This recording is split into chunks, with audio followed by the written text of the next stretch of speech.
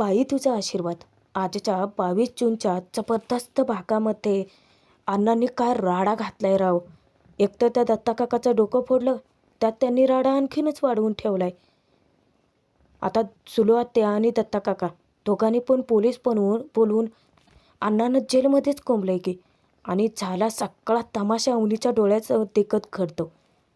अवनीच्या डोळ्या देखतच अण्णांना पोलीस घेऊन जातात. त्यानंतर नमीने अवनी आणि राजासाठी मस्त छानसं असं सरप्राईज गिफ्ट आणलेलं असतं. तिकडे देशमानेंच्या घरी स्वाती अवनीची बाजू समजावून सांगत असते. ती चंद्रकांतचं मन वळवण्याचा प्रयत्न करते, पण आता महेश मध्येच पचका करतो. कारण त्याने दाखवलेल्या व्हिडिओमुळे चंद्रकांतचा अवनीवरचा राग आणखीनच उफाळून आलाय. पण आता राहिला प्रश्न की अण्णा नक्की कसे सुटतील. आणि अवनीने यशोदाकडे एका गोष्टीची मागणी केली, पण ती गोष्ट आहे तरी काय, बघूयात. त्यासाठी आजचा भाग शेवटपर्यंत जरूर बघा प्रेक्षकांनो. आणि एकच मनापासून विनंती आहे तुम्हा सर्वांना की भाग कसा वाटतो, या मालिकेतली कॅरेक्टर तुम्हाला कशी वाटतात, तुम्हाला सर्वात जास्त कोण आवडतं, हे प्लीज कमेंट करून कळवत चला. बघूयात आजचा भाग. राजाने अवनीला एका वेगळ्या पद्धतीचा अभिषेक करायला शिकवलेलं असतं. अवनी त्याला विचारते की आपण तोच अभिषेक करायचा का, देवी आई ऐकेल का माझं. राजा म्हणतो की का नाही ऐकणार, नक्की ऐकेल ती. इतक्यातच राजाला मागे पार्कमध्ये काही मुलं खेळताना दिसतात. अवनीला तो सांगतो की 1च मिनिटात आलो. धावत जातो तो पार्कमध्ये आणि मुलांना जवळ बोलावून घेतो. अवनी कौतुकाने त्याच्याकडे पाहतच असते. राजा त्या मुलांना घेऊन येतो. अवनीही त्यांच्याशी मस्त गप्पा मारते. अवनी त्या सगळ्या मुलांना एक एक करून वडापाव खायला देते. ते मुलं वडापाव खातात, तृप्त होतात आणि आनंदाने त्यांचा निरोप घेऊन पळत सुटतात. अवनीला इतकं छान वाटत असतं. अचानक अवनीचं लक्ष समोर जातं. तिला ज्वेलर्सचं दुकान दिसतं. मग त्यावेळेला राजाला ती सांगते की थांब, मी आलेच. राजा तिला विचारतो की इकडे कुठे. अवनी म्हणते की अरे आपण नवरा बायको आहोत ना, माझ्यासाठी तू एवढं मंगळसूत्र आणलं, मग तुझ्यासाठी काही नको. राजाला इतकं चमत्कारिक वाटतं हे. अवनी त्या दुकानाकडे जाते तेव्हा राजा आनंद साजरा करतो की देवी आई, काय कसला चमत्कार आहे, माझा इतका विचार. तिकडे आत्या दत्ता काकाला जेव्हा घरात घेऊन जाते त्याचं डोकं फुटलेलं दिसतं. त्यात तो रडायला लागतो. पटकन किचनमध्ये धावत जाऊन नमी त्याच्यासाठी हळद घेऊन येते. आत्या उलट तिलाच ओरडते की हात नका लावू, ही खोटी नाटकं करू नकोस. त्या धोंड्याचं दुखणं जेव्हा वाढेल ना तेव्हा तुला कळेल. दत्ता काका रडत विचारतो की अगं ताडे, काय करायला लागलीस तू, लावू दे की तिला. सुलो आत्या म्हणते की तू आपल्या घरासाठी रक्त चाललंयस ना, आता त्याची किंमत त्या धोंड्याला बघ कशी मोजायला लावते ते. आता तिथे चवताळून उठते आणि दत्ता काकाला म्हणते की चल माझ्यासोबत त्या धोंड्याची जिरवायला. नमी समजावण्याचा प्रयत्न करते की मम्मी अगं काय करतेस तू, अगं जरा दत्ता काकावरती दया तरी दाखव गं, त्याच्या डोक्यातून किती रक्त येते. पण आत्याला सुडाच्या पुढे काहीच फरक पडत नाही. ती जबरदस्ती दत्ता काकाला उठवून घेऊन जाते. इकडे राजाला खरं तर ते स्वप्नच पडलेलं असतं प्रेक्षकांना. कारण जेव्हा अवनी ज्वेलरी शॉपमधून बाहेर येते, समोर येते आणि राजाचा हात पकडते, ती त्याच्या बोटात अंगठी घालते. पण हे स्वप्न नसून सत्यता असते तर किती छान झालं असतं ना. अवनी राजाला भानावर आणते की राजा काय, कुठे हरवलायस. राजा विचारतो की अहो. अवनी अचानक त्याच्या हातात पैसे टेकते. तो विचारतो की पैसे, अहो पण तुम्ही तर माझ्यासाठी अंगठी आणायला गेला होतात ना. अवनी त्याचा पचकाच करते राव. अंगठी, तुझ्यासाठी अंगठी घेऊन यायला मी काय तुझी बायको आहे. अंगठी आणायला नाही, अंगठी विकायला गेले होते. अरे माझ्यामुळे तुझं किती नुकसान होतं आहे. सगळा वेळ तू तुझा मला देतो आहेस, कामावरती पण तुला जाता येत नाही आहे, म्हणून हे पैसे. आता अवनीने पैशांची भाषा करता राजाला इतकं वाईट वाटतं. तो समजावण्याचा प्रयत्न करतो की अवनी मॅडम अहो काय करताय तुम्ही हे, आता काय बोलावं काय मला पण कळेना बघा. आता राजा ते पैसे परत करणार तेव्हा अवनी त्याला इमोशनल ब्लॅकमेल करायला लागते की आता फक्त यशोदाला माहिती आहे आपल्याबद्दल, आता जर मी ना तू पैसे नाही घेतले तर घरातले सगळ्यांना सांगेन. शेवटी राजाला नाईलाज असतं, ते पैसे घ्यावेच लागतात. अवनी म्हणते की चल जायचं घरी. राजा तिला एका गोष्टीसाठी रिक्वेस्ट करतो की अवनी मॅडम, आपण हॉस्टेल शोधायला गेलो होतो, ही गोष्ट प्लीज घरातल्या कोणाला सांगू नका ना. तेव्हा अवनी म्हणते की अरे पण कधी ना कधी तर कळणारच आहे ना. राजा म्हणतो की नाही, कळेल तेव्हा कळेल, पण पण अजिबात नको प्लीज. अवनी त्याची रिक्वेस्ट ॲक्सेप्ट करते. अरे बापरे, पण तोपर्यंत प्रेक्षकांवर अहो इकडे मोठा तमाशाच होतोय की. आत्या आणि दत्ता काका पोलीस आणून धांगटांच्या घरात राडाच घालतात की. दोघे मोठ्या मोठ्याने धोंडी अण्णाला हाका मारत असतात की धोंड्या पेताडा चल बाहेर ये.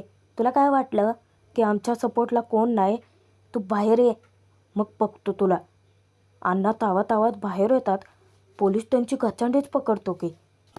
दत्ता काका समोरून आता धमक्या द्यायला लागतो की तुला काय वाटलं की तू माझं डोकं फोडशील आणि आम्ही काहीच करणार नाही.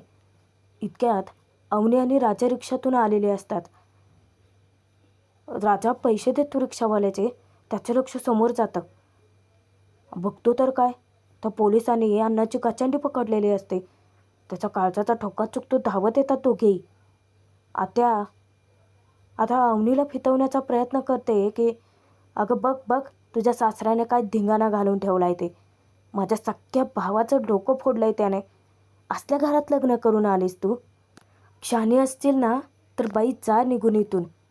त्या धोंड्याच्या आणि त्या धोंड्याच्या नालायक पोरापासून लांब. तेव्हा समोरून अण्णा आव्हान देतात की सुले, माझी सूनबाई काय दूध खुळी नाही. तिला कळतं कोण बरोबर आणि कोण चूक आहे ते. तेवढी बुद्धी आहे तिला. आत्या तिला विचारते की बाई तू भांजाळवाने का बघायला लागली मला. अण्णा समोरून धमकी देतात की सुले, माझ्या सोनाला भडकावण्याचा प्रयत्न करू नकोस. तुझ्याच्याने काय ती भडकणारी नाही आहे. इतक्यात यशोदा पण तिथे आलेला असतो. पाठीमागून धनही आलेला असतो कॉलेजमधून. राजा विचारतो साहेब तुम्ही अण्णांना का पकडले. तेव्हा ते इन्स्पेक्टर सांगतात की तक्रार आहे यांच्याविरुद्ध, जिवे मारण्याचा प्रयत्न केला आहे त्यांनी. यशोदा धन्या घाबरून धावत येतात. आता अण्णा पोलिसांच्या समोरच दत्ता काकाला धमक्या द्यायला लागतात की दत्ते, सकाळचं काय कमी पडलं काय हां. साहेब तुम्ही मला 5 मिनटं टाईम प्लीज द्या. याला असा पोकलतो ना, असा कुत्र्याने हाणतो ना मी ह्याला की रडलाच पाहिजे. आणि रडला म्हणून वरून पण हाणतो. अण्णा त्याच्या अंगावर धावून जातात. दत्ता काका पळपुटा, तो आता त्याच्या पदराआड जाऊन लपतो. पोलिस तिथे ओरडतात की गप्प बसा. अरे पोलिसांच्या समोरच तुम्ही कायदा हातात घेताय, काय लावलं आहे तुम्ही. आता चारही मुलांनी कसोबस तर अण्णाला रोखून धरलेलं असतं आणि हा सगळा तमाशा अवनीच्या समोर चालू असतो. पण ती एकदम चिडीत चूप, काहीच रिॲक्ट करत नाही, काहीही नाही. आता राजा समोर येऊन आत्याला समजावण्याचा प्रयत्न करतो की आत्या अगं काय करते तू, अगं रक्ताचा सक्का भाऊ आहे ना तुझा. आत्या उलट त्याला सांगते की काय सक्का बिक्का नाही आहे तो, सक्का म्हणे तुमचा ना आमचा काही संबंध राहिलेला नाही आहे. अवनीला ती सांगते की बघितलं का कसलं सासर आहे तुझं, असल्या घरात लग्न करून आली आहेस तू. शहाणी असतील ना तर यांच्या तावडीतून आत्ताच सूट, जा रे हे कर सोडून निघ. त्यावर आता नमी दांगटांची बाजू घेऊन बोलते की मम्मी कशाला उगाच अवनीला भडकावायला लागली ग. अवनी तू अजिबात असा काही विचार करू नकोस ग, मामा खूप चांगला माणूस आहे. आता तिला ओरडते की डोक्याला हॅडॅक, मध्ये मध्ये तोंड घाल नको, पळ घरी. दत्ता काका पोलिसांना सांगायला लागतो की न्या साहेब, याला एकदाच घेऊन जा आणि आत टाका, डोकं फोडलं आहे त्यानं माझं. दत्ता काकाला अण्णा जा विचारतात की का फोडलं ते बी सांग की. एक नंबरचा कळसूत्री माणूस आहे ह्याला ना साहेब 10 हाणलं पाहिजे आणि एकदाच मोजलं पाहिजे. इन्स्पेक्टर तिथे म्हणतात की तुम्ही चला, आमच्यासोबत पोलीस स्टेशनला यावं लागेल. आणि दत्ता काकालाही सांगतात की तुम्हीही चला. पोलिस सांगतात की याची मलमपट्टी करून घ्या आणि चल म्हटलं की चालायचं. अण्णा आणि दत्ता काका दोघांनाही गाडीत टाकतात आणि घेऊन जातात. आत्या अवनीला बाजूला घेऊन येते आणि तिचे कान भरण्याचा प्रयत्न करते. पाहिलंच का तुझा सासरा कसला तमाशगीर आहे ते, आणि त्याची ती नालायक पोरं. अगं शहाणे असतील ना तर निघ इथून. अवनीने त्या चौघांनाही जा विचारायला लागते की अरे तुमच्या समोर तुमच्या अण्णांना घेऊन गेलेत आणि तुम्ही बोलला का नाहीत काही, अडवण्याचा प्रयत्न का नाही केला. यशोदा सांगतो की तुम्ही नका जास्तीची काळजी करू. आता ते तिघेही आत जातात. अवनी राजाला जा विचारत असते की राजा काय चाललंय नक्की इथे, अरे अडवलं का नाही. तेव्हा तिथे नमी येते. अवनीला ती समजावते की हे बघ अवनी, तू जास्ती लोड नको घेऊ. अगं ते धाकटे भाऊ बहीण सतत काड्या काढणार आणि धोंडी मामा त्यांना भांडणार. हे नवीन नाही आहे इथे, सततचं यांचं हेच चालू असतं. बरं अवनी, तू एक काम कर, तू ना आमच्या घरी चल. राजा घाबरतून विचारतो की नमे तिकडं कुठं घेऊन चालले तिला, तुझं ती आत्या आहे ना तिथं. नमी सांगते की मम्मी आहे का घरात, बाहेर गेले ना. अवनी चल तुझ्यासाठी सरप्राईज आहे. अवनीला ती जबरदस्ती खेचतच घेऊन जाते. इकडे चंद्रकांत त्याच्या रूममधून येतो आणि डायनिंग टेबलवरती बसतो. त्यावेळेला अवनीची आई त्याच्यासाठी नाश्ता घेऊन येते. आता तो खातच नाही, उलट प्लेट बाजूला सारतो. आई समजावण्याचा प्रयत्न करते की अहो असं काय करताय, कालपासून तुम्ही काहीच खाल्लं नाही आहे, तब्येत बिघडेल ना अजून, डॉक्टरांनी काळजी घ्यायला सांगितली आहे की नाही. त्याची चिडचिड होते की डॉक्टर तेच सांगतात काळजी घ्या काळजी घ्या, काय वेगळं सांगत नाही, सगळ्या पेशंटला तेच सांगतात. इतक्यात फोनवरती बोलत महेश आलेला असतो. त्यानंतर चंद्रकांतला तो सांगतो की बाबा डीलरचे म्हणजे फोन होता, मंथली मीटिंग कधी करायचं विचारतायत ते. चंद्रकांत त्यावर बोलतात, मीटिंग तर बहाणा आहे रे, त्यांना फक्त माझा चेहरा बघायचा आहे. एका मुलीसमोर हरलेल्या बापाचा चेहरा, विकृत हसायचा आहे त्याच्यावरती. महेश समजावण्याचा प्रयत्न करतो की नाही बाबा असं नाही आहे. चंद्रकांत त्यांना विचारतात की आता हे तू मला शिकवणार काय बरोबर आणि काय चुकते, काय मीटिंग होणार नाही आहे. त्यावर महेश आता सांगतो की बाबा असं काय करताय. चंद्रकांत वाकड्यातच चिरतात. ते म्हणतात की टाळा लावायचा मला बिझनेसला, काय बिझनेस होणार नाही आहे, कुणासाठी करायचं हे सगळं, चल बाजूला हो. अचानकच स्वाती हाक मारते की बाबा जरा ऐकता का, मला बोलायचं आहे तुमच्याशी, खरं तर तुम्हा सगळ्यांची महत्त्वाचं बोलायचं आहे. महेश तिच्यावरती रागावतो की काय बोलायचं बाकी ठेवलं आहे त्या अवनीने सगळं खराब करून ठेवलं आहे माहिती आहे ना तुला, काय बोलायचं राहिलं या घरात. त्यावर स्वाती म्हणते की अवनीबद्दलच बोलायचं होतं. सर्वजण धक्क्याने बघतात तिच्याकडे. महेश तिला ताकीद देतो की अवनीबद्दल काही बोलायचं नाही. तुला सांगितलं होतं ना की या घरात पुन्हा तिच्याविषयी नको आहे, ती मेली आहे आपल्यासाठी. स्वाती पोट तिडकीने समजावते की पण बाबा अहो ती मुलगी आहे आपल्या घरची, या सगळ्यांच्या मध्ये आपली पण चूक आहेच की नाही बाबा. अहो तिला विवानशी लग्न कधीच करायचं नव्हतं. अहो त्या विवानला सुद्धा बायको नको होती, घरकाम करणारे मोलकरीण हवी होती. इथे आपली पण चूक ठरलीच ना बाबा. आपण जर तिला विश्वास दिला असता की आपण विवानशी लग्न करणारच नाही आहोत, मग ती आली असती ना परत. चंद्रकांत विचारतो की अच्छा म्हणून तर फडतूच त्या माणसाचे लग्न करायचं. तेव्हा स्वाती सांगते की बाबा काही कारण असू शकतं, कदाचित तिच्याकडे दुसरा पर्याय शिल्लक राहिला नाही. महेश चिडतो, पर्याय नाही म्हणून त्या फडतूस ड्रायव्हरसोबत लग्न करायचं. त्यावर स्वाती सांगते की अरे पण महेश बाबा अहो तिला कधी लग्नच करायचं नव्हतं, तिला तिची सगळी स्वप्न पूर्ण करायची होती. त्यावर आता महेश चिडून विचारतो की लग्न करायचं नव्हतं, हां लग्न करायचं नव्हतं, बघ इथे बघ. आणि तो रिसेप्शनचे ते व्हिडिओ दाखवतो. त्यामध्ये स्पष्ट दिसत असतं की अवनी किती खुश आहे. तिने टांगटांची सून म्हणून उखाणा घेतला राजासाठी. राजाने तिच्या गळ्यात मंगळसूत्र घातलं, प्रेमाने गोड लाडवाचा घास भरवला. ते पाहून आता घरात ते इतके संतापतात. चंद्रकांत तर त्याचा मोबाईलच बंद करून त्याच्या हातात देतो. चंद्रकांत त्यांच्या रूममध्ये चाललेले असतात तेव्हा अचानक त्यांची तब्येत बिघडते, त्यांना चक्कर येते. पण वेळीच महेश त्यांना सावरतो. आता ते रागाने निघून जातात. म्हणजे जाण्यापूर्वी ना ते इतके चिडचिड करतात की रोज मी त्या मुलीला विसरण्याचा प्रयत्न करतो, रोज. आता कुठे माझ्या जखमेवरची खपली धरली होती त्यात तो व्हिडिओ, आणि ते चिडून निघून जातात. आता आई ओरडते महेशला की काय गरज होती व्हिडिओ दाखवायची. त्यावर तो स्वतःवर घेत नाही. उलट तो सांगतो की माझी काहीच चूक नाही आहे. आणि तो खाऊ खा गिळून नजरेने स्वातीला बघतो, कारण त्याला वाटत असतं हे सगळं अवनीमुळे होतं आहे. अवनीचा विषय काढायची काहीच गरज नव्हती. इकडे नमी अवनी राजाला घेऊन येते आणि त्यांना बसायला सांगते. त्यानंतर नमी त्यांच्यासाठी अवनीसाठी स्पेशल गिफ्ट घेऊन येते. अवनी विचारते की याची काय गरज होती. त्यावर नमी सांगते की खरं तर रिसेप्शनमध्येच देणार होते, तिकडं माझी मम्मी होती ना. राजा म्हणतो की चांगला हाणला असता तुला बघितलं असतं तर. चिडवायला लागतो ती तिला. नमी त्याला ओरडते की गप्पे. त्यानंतर अवनीला ती थांबायला सांगते. अवनी वैतागून राजाला विचारते की काय आहे सगळं. तिला अजिबात आवडत नसतं, पण ती किती मनापासून करते. नमी त्यानंतर औक्षणाचं ताट घेऊन येते. अवनी विचारते की आता हे कशासाठी. नमी समजावते की काय आहे, मान असतो तो घेणाऱ्याचा पण आणि देणाऱ्याचा पण, आणि तो घ्यायचाच असतो दोघांनाही. अवनीला फक्त तिलक लावते ती आणि तिचं औक्षण करते. त्यानंतर ते औक्षणाचं ताट ठेवून येते. आल्यानंतर नमी सांगायला लागते की खरं तर ना तुमच्या आधी माझं लग्न व्हायला हवं होतं. त्या घरात जाऊ म्हणून आले असते ना तर लई कोड कौतुक केलं असतं मी तुमचं.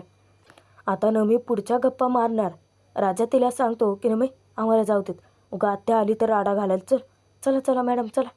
अवनीचं लक्ष जातं समोर कुदळ लावलेलं असतं. ती विचारते की हा कुदळ इथे का लावला आहे. राजा तिला समजावतो की मॅडम खूप लाँग स्टोरी, वेळ मिळाला की सांगेन तुम्हाला, पण चला आधी. काय आहे आपण जरा दमलो आहे, थोडासा रेस्ट घेऊया, बरं वाटेल, चला चला. त्यानंतर रात्रीच्या वेळी अवनी इतकी अस्वस्थ असते, पण अण्णा धांगठणच्या मुलांना काही फरक पडत नाही. त्यांचं आता नेहमीचंच झालेलं असतं. मस्त यशोदाने स्वयंपाक बनवलेला असतो, सर्वजण जेवायला बसतात. अवनी विचारते की यशोदा सुरुवातीला विचारतो की कोणी येणार आहे का. अवनी म्हणते की अण्णा आलेच नाही आहेत ना अजून. त्यावर धान्यान पाण्या चेष्टा करायला लागतात की अण्णा आता कुठले येतील, अण्णा आता उद्याच येणार ना. त्यावर पाण्या म्हणतो की धान्या सोडले तरी येतील ना, नाहीतर कधी येतील भरोसा बी नाही. अवनी त्यांना विचारते की पण अण्णा रात्रभर जेलमध्येच राहणार. यशोदा सांगतो की तुम्ही जास्तीचा लोड नका हो घेऊ, ते नेहमीचंच झालं आहे त्यांचं. त्यावर राजा म्हणतो की हां भावा बहिणीचं सारखं चालूच असतं, राहू दे बसा तुम्ही जेवायला या. त्यावर धान्यान पाण्या आता चर्चा करायला लागतात की काल जो राडा घातला आहे, आज जो राडा घातला आहे अण्णाने, तो टॉप 5मध्ये आला असेल ना. दोघेही चर्चा करत असतात की मागच्या वेळेला ताता काकाच्या पोटात बुक्की घातली होती, चांगलं मरतच होतो बेनं ती. आणि हे पानेदा अरे त्यावेळेला दत्ता काकाचा हातच मोडला होता अण्णांनी. ते जाऊ दे. त्या सुलआत्याने अण्णांच्या डोक्यात ते फेकून मारलं होतं तेव्हा अण्णांनी कसला राडा घातला होता का. तेव्हा यशोदा त्यांना ओरडतो की शांत बसा जरा. राजा आता थापा मारायला लागतो अवनीला की काय नाही, काहीही बोलत सुटतात ते. कशाला टिंगल टवळके करताय रे तुम्ही. आता अवनी समोर आहे म्हटल्यानंतर दोघेही गप्प बसतात. अवनी विचारते की पण आज का त्यांना तसं घेऊन गेलेत, काय केलं त्यांनी नक्की. त्यावर पाण्या सांगतो की अहो रिसेप्शन घातलं ना आम्ही म्हणून. अवनी विचारते की पण रिसेप्शनचा काय संबंध, तो तर तुमच्याच जागेत घातलं, घर तुमचं आहे ना. राजा सांगतो हां कन्फर्म तुमचं आहे, आमचंच आहे. अवनी विचारते की मग हे सगळं करायची काय गरज आहे त्यांना. त्यावर यशोदा सांगतो की काय नाही हो, काही सुरुवातीपासून असं कागदोपत्री काही करून घेतलं नाही ना. धन्या सांगतो खरं तर की काय आहे, दत्ता काकाना आत्या त्यांच्या वाटणीचं सगळं फुकून टाकलं ना, आणि आता आमच्या मागे लागलेत. यशोदा आता तो विषयच बंद करायला लावतो. अवनीची माफी मागतो की सॉरी, काय मी जेवण रोज माझ्या मर्जीने बनवू राहिलो, तुम्हाला विचारलंच नाही तुम्हाला काय आवडतं ते. त्यात धन्या मुद्दामच आता यशोदाला घाबरवायला लागतो की काय यशोदा, चवळीची शेंग आणि मटकीची उसळीच केल्या असणार आहे आणि जेवण नेमकं तेच निघतं. यशोदा इतका रागवतो. तो सांगतो की यशोदा तुला कळायला पाहिजे ना, मोठ्या घरची मुलगी आहे, डाएट वगैरे कॉन्टिनेंटल फूड सूप हे सगळं असं असतं ना त्यांचं. त्यावर यशोदा म्हणतो की धन्या सांगायला पाहिजे होतं ना, उद्याच्याला काळी मिरी घालून सूप बनवतो. त्यावर सगळेजण मोठ्याने हसायला लागतात. यशोदा अवनीला म्हणतो की आजच्या दिवस उद्यापासून तुम्ही जे सांगाल ते सगळं बनवेन मी. त्यात आता धन्या अचानकच पचकतो की वहिनी सांगा सांगा, तुमच्या मर्जीचं सगळं सांगा, म्हणजे आम्हाला पण नवीन काय काय खायला मिळेल ना. आता यशोदा त्याच्याकडे इतका रागाने बघत असतो ना की तो घाबरतो आणि विचारतो की काय झालं यशोदा, मी काय चुकीचं बोललो काय. त्यावर पाण्या आता चेष्टा करतो की धन्या आता काचकन उद्या चला यशोदा तुझा कसा डाएट प्लॅन करतो ना ते बघच. मिरचीचं सूप आणि कांद्याचं ज्यूस. त्यावर आता राजा जोक करतो की म्हणजे हा इनविजिबलच होणार आहे म्हणायचं. त्यावर अवनीला सुद्धा इतकं हसू येत असतं. एकमेकांची टांग खेचाखेची चालू असते या भावंडाची. तिलाही हसू अनावर होतं. तरीही राहून राहून अवनीचं लक्ष बाहेरच जात असतं. सतत तिला अण्णांची काळजी वाटत असते. आणि प्रेक्षकांनो, आजचा भाग इथेच संपतोय. आता पुढील भागात आपण बघूयात. अवनी यशोदाला रिक्वेस्ट करते की तुमच्या ओळखीने कुठे मला रूम मिळत असेल तर शोधून द्या ना प्लीज. पण आता राजा विचार करतो की त्या जरी ते माणसात राहिल्या तर त्यांना सवय लागेल आणि मग त्या कायमच्या थांबतील. पण स्वप्न बघणाऱ्या राजाला यशोदा सत्याची जाणीव करून देतो की राजा, त्यांनी त्यांचं घर का सोडले? त्यांच्या स्वप्नासाठी. तू तुझ्यासाठी उगाचच त्यांना इथे डांबून ठेवू नकोस. पण आता राहिला प्रश्न, अण्णा नक्की कसे सुटतील आणि अवनीच्या हॉस्टेलचं पक्कं होईल का? म्हणजे हॉस्टेल तर मिळालं नाही, पण रूम. अवनी खरंच त्यांचं घर सोडून निघून जाईल का? की राजा काहीतरी भन्नाट युक्ती करून तिला कायमचे थांबेल? पाहणं मनोरंजक ठरणार आहे प्रेक्षकांनो. पुढील एपिसोड पाहण्यासाठी आत्ताच आपल्या चॅनलला सबस्क्राईब करून ठेवा, जेणेकरून ते वेळेवरती तुमच्यापर्यंत पोहोचतील. धन्यवाद.